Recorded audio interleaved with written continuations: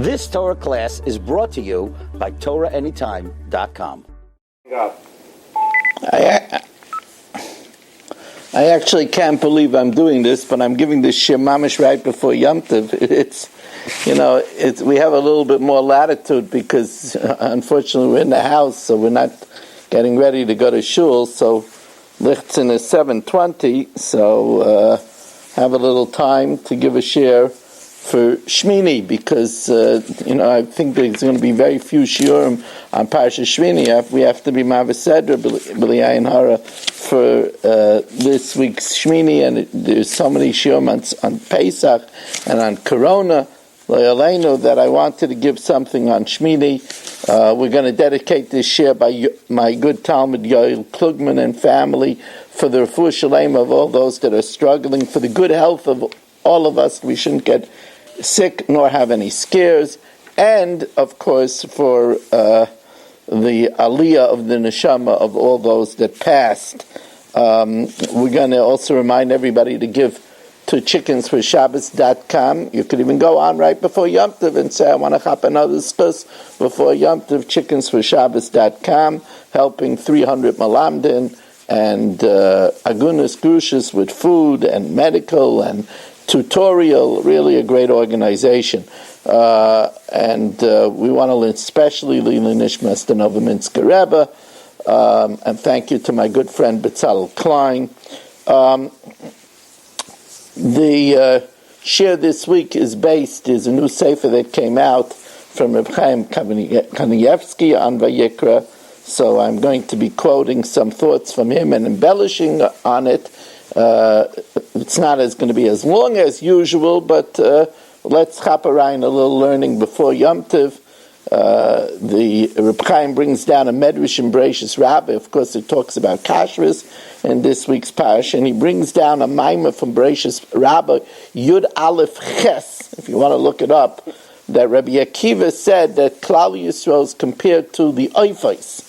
Just like the Oifos cannot fly without wings, so obviously the wings are very, very, very necessary. They're the very essence of a bird. I mean, it's the very lifeblood of a bird. So too Klal Yisrael cannot fly, cannot do anything without their zakenim, without their elders. Now that's a very, very important belief. Because some people say, those people, they're outdated, we have to turn to the new people that are in touch. That's never been our way of looking at things. We have Einei Ha'eda, the Ziknei Yisrael. We need to appreciate it. And we have to know that when somebody learns Torah Lishma, so Reb Chaim points out, then it says in the first Mishnah in the 6th parak, Rameya tells us that when somebody learns Torah Lishma, he's given the secrets. Soid Hashem Li'Yireyav. It's known that the Chazon Ish had vast medical experience. So it's interesting that they once asked Rav Chaim if the Chazon Ish ever studied any medical text. And he said categorically the Chazon Ish never looked at a secular medical text. And yet he had such extensive medical knowledge. That's the Soid Hashem Li'Yireyav. We all have to know that it says, Sha'alavicha v'yagetcha zekeinecha v'yoymru lach. We have to teach our children that even though they think that the more sophisticated wisdom is by the youth, but we know that a lot of times binyan yolodim stira, the building of youth, is really demolishing. Now we have the Einei Ha'eda that see the world from the lens of Torah, and we have to know that just like a bird needs its wings, we need our zakenim. And we have to pray for them now that Hashem shouldn't take any other karbanas, and we do that in the bracha of Ala Tzadikim. It's interesting that I saw sometimes you think, what are we allowed to do? What constitutes Bal Tashchis? PETA strikes very hard about minks. You have to kill animals for minks. What's our, how do we look at a mink? How do we look at eating veal? It's What do we do with these things? So it's interesting that Rav Avram Yeshaya Steinman, who's Rav Chaim's grandson, says that when they were learning Kodshim, they wanted to take some flour and oil to actually demonstrate and work on the laws of Kemitza. And they asked Rav Chaim if this would be Baltashchus, because by the time they're finished, it's going to be all muddy and dirty, and they have to throw away the flour and oil. And he said, what better purpose? Baltashchus is when it's wasted. What better purpose is there than to understand the Gemara? And the same thing is true. If there's a purpose, it doesn't have to be a purpose for eating. If there's a purpose, like, for example, a mink will keep one of the Neshei Yisrael feeling warm and also feeling pretty because there's Simcha Ben Hashem, that's certainly not Bal Tashchus.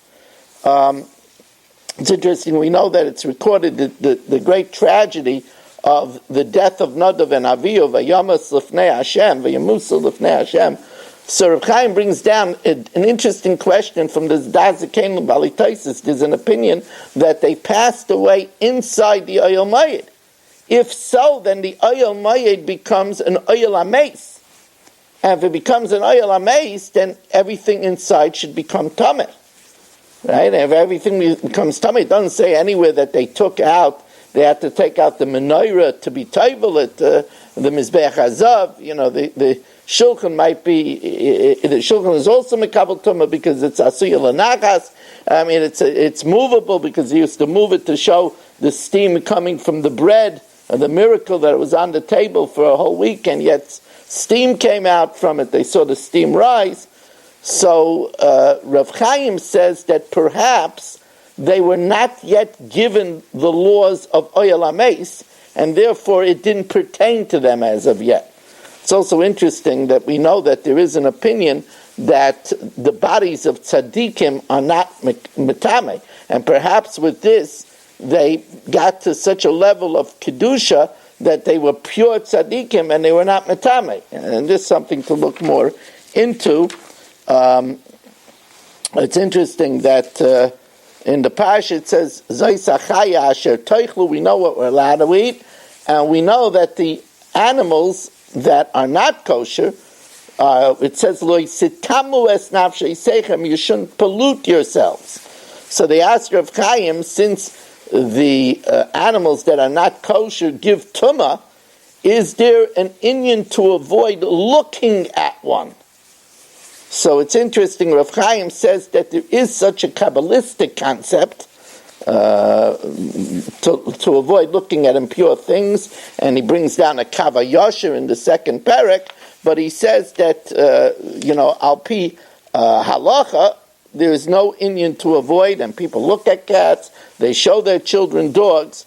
However, he says that the Chazain Ish, when there was a dog in the chutzner, in the courtyard of the Chazain Ish, he told one of his students to take away the Chaf Lamed Beis. He didn't even mention the word Kelev.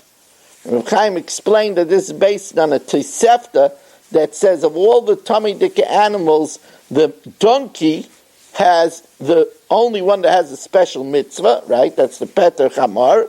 And a dog is the one that you're not allowed to have as its exchange of carbon, which implies that the dog is the most detestable of all the unclean animals. It's interesting. Even more than a chazir, it's mashma. It's really interesting. We also know, by the way, I should ad lib over here, that it's brought down that the only animal that is cursed to be put on a leash is a dog, because of the fact that the dog is one of those that broke the prohibition and had relations in the Teva.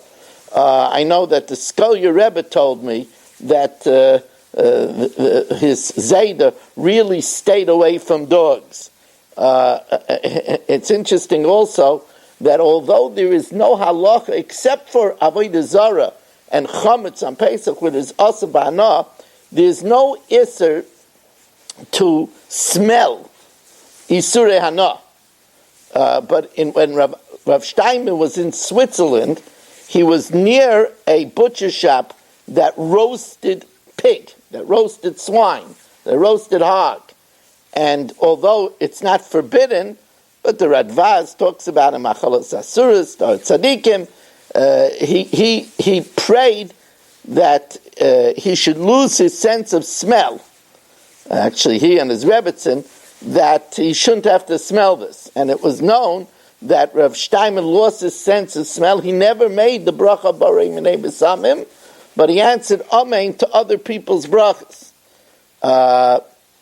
It's interesting that we know that there are two signs to a kosher animal. One is that it's malagera, it chews its cud. The other is it's mafres paris, it has split hooves. Dayan Grunfeld, I spoke about this many times. Dayan Grunfeld, Zeichet Tzadik L'Bracha, has a essay about this where he says that we are what we eat, and therefore the animals that chew its cud and have split hooves are passive, and therefore they don't have a bad effect upon us. Reb Chaim says an interesting idea to chewing its cud. We know ruminants, animals that have 4 stomachs. What happens is the food goes into the first stomach, the keres, the paunch, and then without chewing it, it passes through to the second stomach, the beis hakoises, which has cup-like things that break up the food into what we call cuds. Then it's regurgitated and the animal chews it again, and then of course it passes through the third stomach, the hemsis, and then the fourth stomach, the maw. But Rav Chaim says the idea why this is a kosher animal is because it's not lazy and it chews it again. And this teaches us the importance of chazara, of review. What an interesting application. He says that when they wanted to come to learn to the Vilna Gaon, the Gaon would tell them to prepare a Gemara, then he would tell them to go it over again and again and again. And if people were impatient, they weren't accepted. They say that Reb Chaim Volozhin once came to the Gaon and said he learned Mayid Cotton 17 times, and he still doesn't feel he has it. So the Gaon says to him, you want to know something after doing it 17 times? That's it? Right? So review is extremely important.